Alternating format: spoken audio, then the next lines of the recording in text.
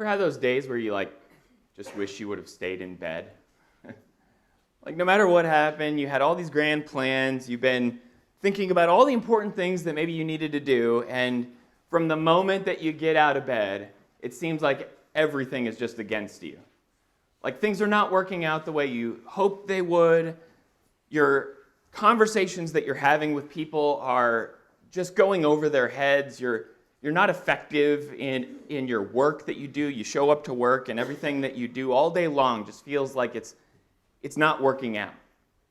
And then you make it home, you drive home. Maybe you get cut off on the freeway that day. Maybe you go to the grocery store, but they're all out of your favorite candy that you were going to buy to console yourself. And maybe you get home and there's trouble at home, and your kid's having trouble with their homework, and you're having trouble in your marriage, and just everything feels like a country music song. That's the only way to describe it sometimes. It's like everything is just going wrong. And at some point on days like that, and I've felt this way myself, at some point in days like that, you just feel like a failure. Anybody relate to that feeling? You ever gotten to the end of a day and you just feel like a failure? Like you had so many aspirations and grand plans and things you really wanted to do, but you just failed to meet even your own expectations in those moments. And if you have felt that way, you are certainly not alone. The Bible is in fact full of people who have experienced that same kind of feeling. And to feel like a failure is really hard for us to accept sometimes. Because we want to succeed. No one wakes up in the morning and says, you know what I want to do today? I want to totally and utterly fail. Nobody says that. We all wake up in the morning and we want to succeed. We want to do well. We want things to go our way, but sometimes they don't. Sometimes things don't go our way. Sometimes we do fail and we go through difficulty and struggle and things that are happening to us. Would anyone purposefully choose to fail, though? Here's the thing, because I know failure sometimes happens to us and we feel sort of dejected and downtrodden when we actually fail and when things are happening to us maybe that we can't control. But what if we chose failure? I don't think any one of us would purposely choose failure. But you know who did choose failure? Jesus. It's hard for us, I think, sometimes in our minds to think about how Jesus failed. And maybe even the thought of that kind of is offensive to you. Maybe even thinking in your mind about Jesus as a failure. Maybe that's something that you struggle to actually accept or believe. Jesus, have no mistake, make no mistake, Jesus failed on purpose. And a lot of you are probably wondering, where on earth is this lesson going? God, please turn with me to Hebrews chapter 12, because this is, I think, what the Hebrew writer is trying to get us to see. And by the way, it's actually the words in the song that we just sang, 191, Tell Me the Story of Jesus. Notice that the first verse paints this picture of a glorious, joyful scene where Jesus is born and the angels are rejoicing. And notice as the second verse and the third verse sort of carry on from that story, it gets bleaker and bleaker to the point where in the last verse he is writhing in anguish and pain. Jesus, from the perspective of the religious leaders, from the perspective of the culture and society in which he lived, Jesus purposefully failed for every one of us. Jesus was rejected. And that is what the Hebrew writer is talking about in Hebrews chapter 12, verses 1 through 3. Verse 1, I think we know very well. Therefore, since we are surrounded by so great a cloud of witnesses, let us also lay aside every weight and sin which clings so closely, and let us run with endurance the race that is set before us. Why should we run with such endurance? Hebrew writer, as he says in verse 2, looking to Jesus, the founder and perfecter of our faith, who for the joy that was set before him endured the cross, despising the shame, and is seated now at the right hand of the throne of God. Now you think about that. Just think about what the Hebrew writer is saying there. For the joy that was set before him, he suffered shame and went to the cross. And in verse 3, consider him who endured from sinners such hostility against himself, so that you may not grow weary or faint-hearted. Jesus suffered shame. He suffered rejection. Jesus, from the perspective of the religious leaders of his day, Jesus failed. They won. They killed him. They sent him to the cross where they wanted to send him throughout his entire ministry, and they won from their perspective. Now, obviously, we know the rest of the story. This is where, Paul Harvey would be really good in this lesson to just come along and tell us, no, that's not where the story ends, everyone. Yeah, we know that. We know, of course, that Jesus was victorious, and that's what this passage is telling us here.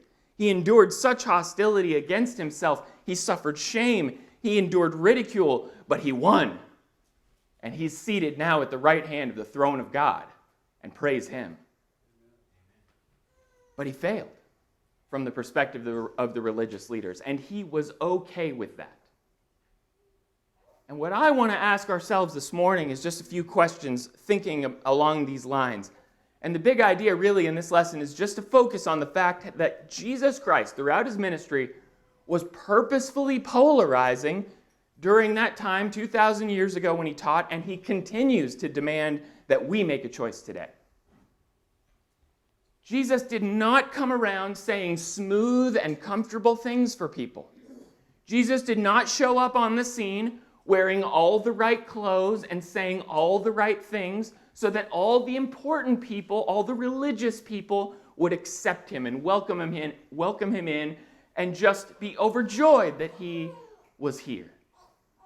Jesus made an intentional choice throughout his life to be rejected. He made an intentional choice throughout his life to fail from the perspective of the people who really he was here to teach, who really he was here to be with. And he was okay with that. And there's a thought exercise that I do from time to time. Maybe you've done it before, and of course we all, saw the bracelets 20 years ago now? It feels like just yesterday, but the WWJD bracelets, right? What would Jesus do? And maybe the thought experiment we take up in our minds is to say, well, what would Jesus do today? And I really love that thought experiment. Honestly, I love to think 2,000 years later, after Jesus' ministry, what would he think about the Monte Vista Church of Christ? What would he think about us as his church? Would he recognize us? Would he see us as one of his? Or would we look at him and say, no, Jesus, you failed our test? Because that's what the religious leaders back in Jesus' day looked at him and saw. They said, Jesus of Nazareth, you carpenter's son, you have failed our test. Would he have failed our test? Would Jesus, if he came into our assembly today, would we recognize him as the true Son of God? Or would we think to ourselves, you're a little out there, Jesus. You're a little too far-fetched for us. Well, let's just talk about that for a few minutes here this morning, because Jesus had failed beliefs. That's really where I want to start this lesson. We're going to consider some passages out of John and Matthew. So if you kind of want to bookend, maybe throw a thumb in John or Matthew, we're going to go back and forth, because John chapter 5, I think, is a great starting point for this lesson, because Jesus had some beliefs that really did not pass the muster of the religious leaders of his day. Because as you see how he was healing people on the Sabbath. In fact, in the beginning of chapter 5, we find out that in verse 17, Jesus answered these people who were sort of confused as to whether or not he was allowed to do these things. He says, my Father is working until now, and I am working. And then in verse 18, we read about how the Pharisees felt about that statement. It says, this is why the Jews were seeking all the more to kill him, because not only was he breaking the Sabbath, but he was even calling God his own Father, making himself equal with God. Jesus had some very extreme teaching. He was out there and really just polarizing with his message that I am God's Son. He says, my Father is working and I am working. And all the Pharisees, all the Jews understood exactly what he was saying. Jesus was saying, I am God's Son. And he made no bones about it. He was not equivocating. This is a fact. I am God's son. And he said that clearly enough to where now they wanted to kill him because he was, in their minds, a little too extreme. You're a little too blasphemous, Jesus. You're a little too out there. You are not allowed to say that you're God's son. Of course, they didn't see the miracles. They didn't interpret the signs. They didn't accept all the amazing things that they were seeing with their eyes. All they could think of was that his words were offensive to them. It kind of reminds me of the study that we're having now in the Old Testament, thinking about how Pharaoh, he was not able to see the signs right before him so clearly there, and he rejected those signs and rejected the people and just did what he wanted to do. And that is the hard-heartedness that we see in the Pharisees of Jesus' day. His beliefs were a little bit too extreme. But not only that, not only were Jesus' beliefs a little bit too extreme, but Jesus also took some very extreme positions against sin. And of course, you know where we're going with that in Matthew chapter 5. Jesus was not only very clear about who he was, but he was also very clear about how serious sin is. And in Matthew chapter 5, in the Great Sermon on the Mount, of course, we see Jesus saying very clearly again about how seriously we should be taking sin. Matthew chapter 5, verse 38, you have heard it that it was said, an eye for an eye and a tooth for a tooth. Verse 27, back up, sorry. Verse 27, you have heard that it was said, you shall not commit adultery. But I say to you that everyone who looks on a woman and is lustful with intent has already committed adultery with her in his heart. So Jesus is taking the conversation about adultery even further there. Saying, oh, you may not have committed the act, but if you're lusting after a woman in your heart, you've already done that. And then he goes a step further and talks about self-mutilation. He says, sin is so serious that it's better off for you to lose an eye or a hand or some other body part than for you to spend eternity in hell. Jesus was serious about sin. Jesus was not just saying out in the world, oh, it's fine, everybody's fine. You can live that way. You can make your choice. You can do what makes you happy. No, Jesus came in and said, this is serious stuff. Sin is something that we are not messing around with. And you are going to spend eternity in hell unless you fix the situation that you're in. And Jesus got right up in people's face with his beliefs about sin, with his beliefs about himself and who he was as the Son of God. And we see how offensive that was to people. It's a little bit of an academic exercise, again, if we just sort of look back to the Pharisees and we think about them. And I think it's important for us to understand the Pharisees and the problems that they had with Jesus. But unless it hits home for us, I think we miss the point. And so really the question that I want us all to ask ourselves is, would Jesus' beliefs have failed my test? Do I really believe? If Jesus had come to me, if I had lived 2,000 years ago, and I was in the crowd listening to Jesus say, I am God's son, would I have said, I don't know about that. Yeah, I don't think so, Jesus. Or would I have said, yeah, I believe that? Because in general, we see that the large majority of people, especially the religious leaders of Jesus' day, rejected that idea. They did not want to believe that.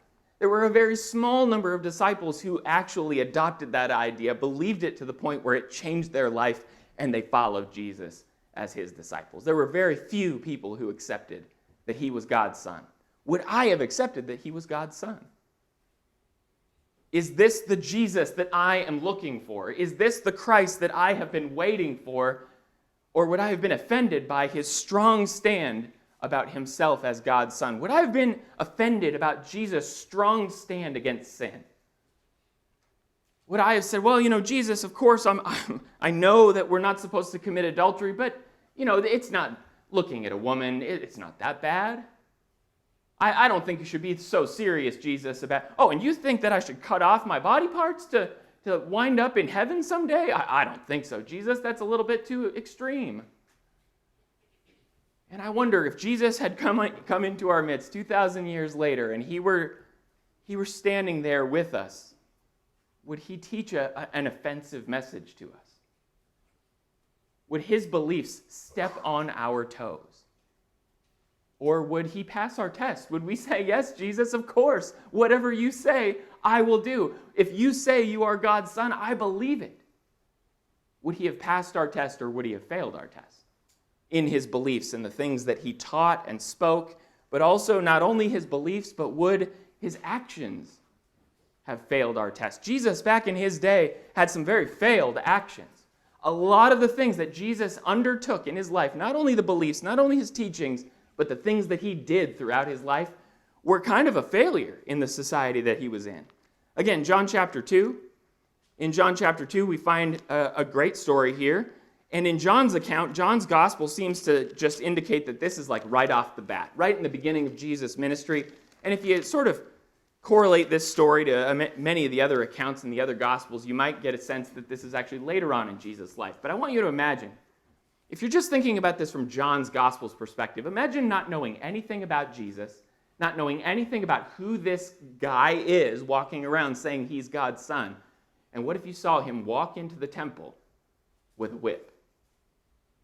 What if you saw him clean the house, clean up the temple of God? What if you saw that? Him making a whip of cords, driving them all out of the temple with the sheep and the oxen, saying, take away these things, do not make my Father's house a house of trade. What would you have done if you saw this man who claimed to be God's son, who claimed, well, everyone was calling him a rabbi and a great teacher. No rabbi or great teacher that I know walks into the temple with a whip, do they? That's a little bit extreme, Jesus. That's a little bit out there. Nobody does that. And this is just the first time maybe some of them are seeing or hearing about Jesus, possibly. And here he is coming in there with a whip. Jesus was cleaning house, though. He was not okay with the existing situation of the worship at the time. And I want to kind of step back just in the history of the temple and what we know about the temple. You know how Jesus' parents went to the temple when he was a baby, a child, to offer sacrifices and everything. They did all of these things. Can you imagine them going into the temple and who was there?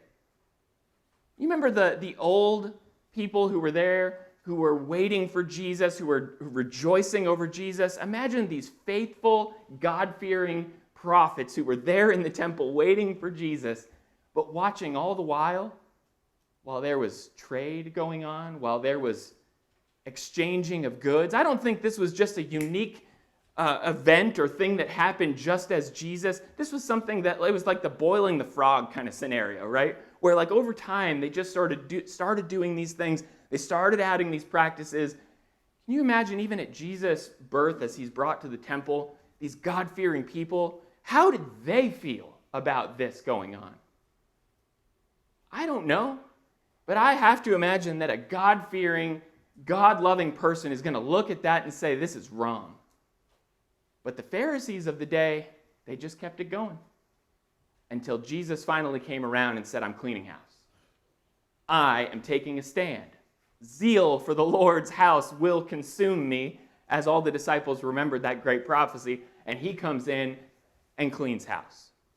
Jesus was having none of it, but then also we see that he just gets into the face of their traditions. I mean, that is, of course, the actions that Jesus takes that are so offensive so often is his stand against the traditions of the religious leaders of the day. In Matthew chapter 15, of course, this great story about how the scribes and the Pharisees see Jesus and his disciples and how the disciples are not washing their hands before they eat. And the disciples really just seem to innocently be doing this, and Jesus hears this complaining going on by the Pharisees, and they say, why do your disciples break the traditions of the elders, for they do not wash their hands when they eat? And he answered them, why do you break the commandment of God for the sake of your tradition? And you remember where he goes on there? Well, I remember we did a lesson not too long ago about how Jesus attacked their traditions. He says, you really have a fine way of rejecting the commandments of the Lord, because you basically say, hey, you don't have to honor your father and mother because you've given your money to the Lord, and so you don't have to take care of them the way the Lord has told you to. And he's saying your traditions are a problem, and he gets right in their face. He has no time for it. And their traditions are standing in the way of them really accepting who Jesus was. His disciples, him, constantly in the actions that they took, they didn't wash their hands. Oh, Jesus, you've broken our tradition. They're rolling wheat in their fingers in the field on what? On the Sabbath. Oh, you're breaking the laws of the Sabbath. They're just nitpicking. They're looking for excuses. And all the while, they're just constantly looking at the things Jesus does and saying, you have failed our test. You are not one of us. And you know what? That's true, isn't it? Jesus wasn't one of them. Jesus was not a Pharisee. He was not a Sadducee. He was not a scribe. He was not one of the religious elite leaders of the day. He was not one of them. Because he wasn't a hypocrite. He was sincere. And everything that he did was correct and good, even going into the temple with a whip because they should have known better. Even in the traditions that apparently the people held up so highly that he was breaking, intentionally, I'm sure, so that he could get in their face and help them see, no, you're being hypocrites. All the tithing of mint and dill and cumin that they should have been doing, but they'd forgotten all the weightier matters of the law. And Jesus constantly got in their face to tell them that their traditions were a problem. And of course, we look at the Pharisees and we wag our heads and we say, you know, these religious people, I can't imagine why they would have done that. But would Jesus' actions have failed my test?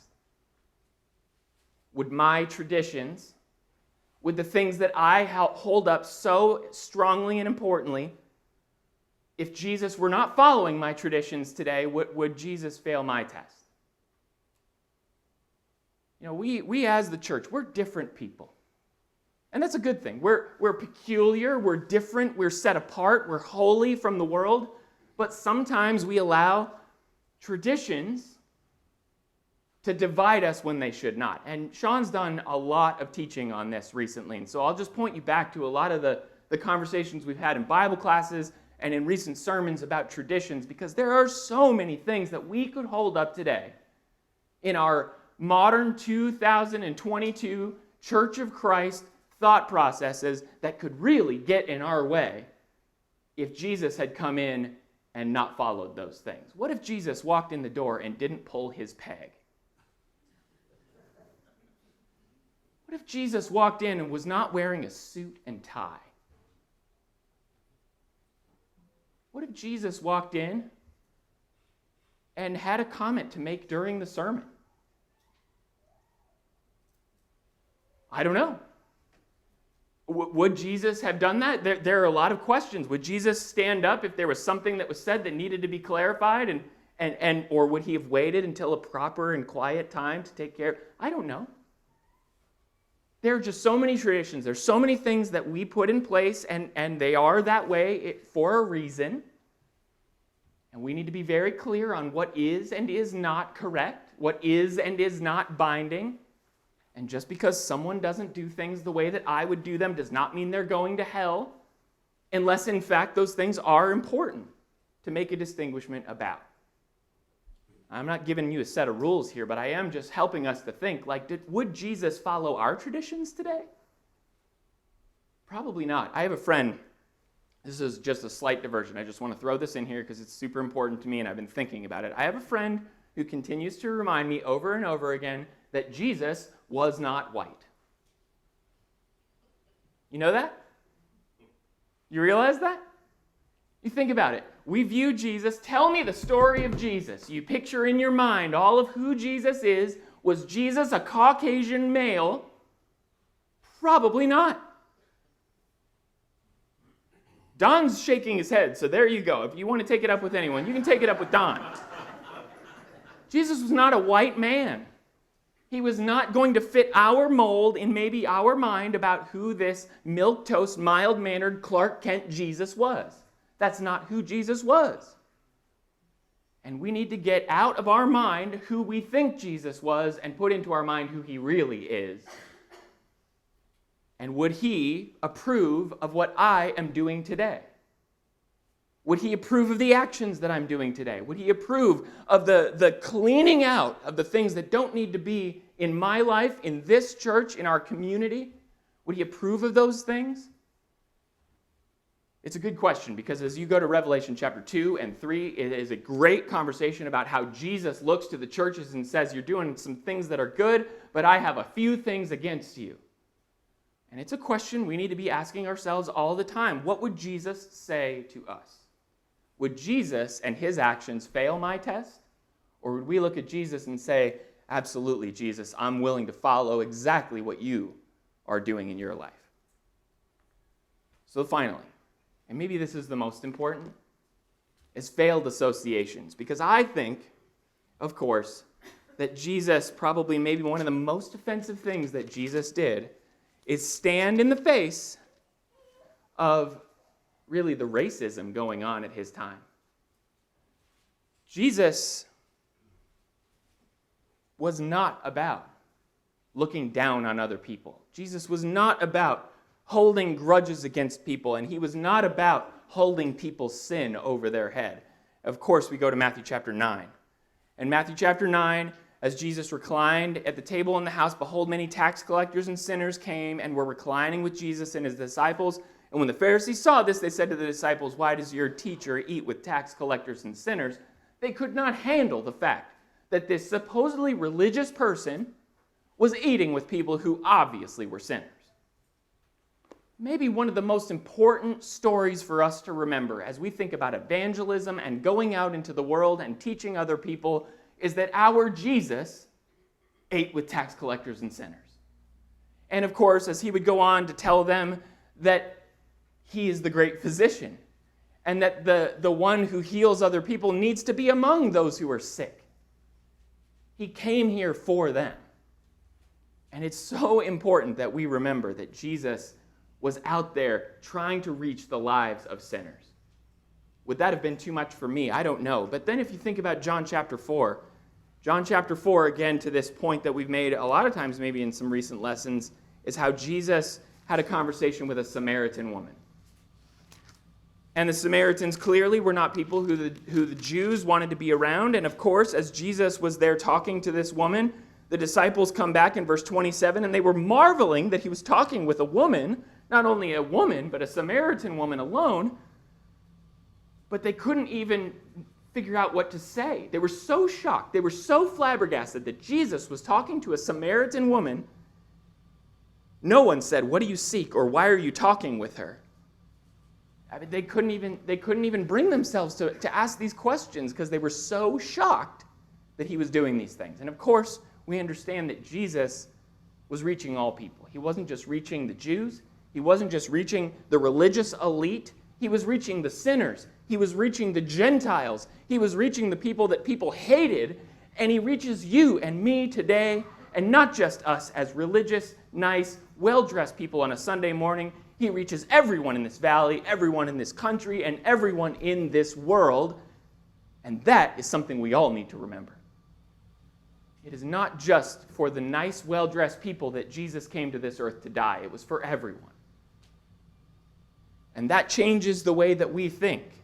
But would we have seen a Jesus who welcomed and opened his arms to people who were broken and in need? Would we have seen a Jesus like that and say, no, that's a little too extreme for me? No, you're spending a little too much time with sinners, Jesus. I don't think so. Or would we have said, yeah, I'll do that too? Because that's exactly what his disciples did. That's exactly what the apostles did. For the rest of the New Testament, the book of Acts, all throughout the rest of the letters of Paul and James and Peter and the rest, we see them going out into all the world. And that is what they did because they believed that Jesus had the right idea about who needs to be saved. So these are just a few questions, a few thoughts for us to think about this morning, just really briefly.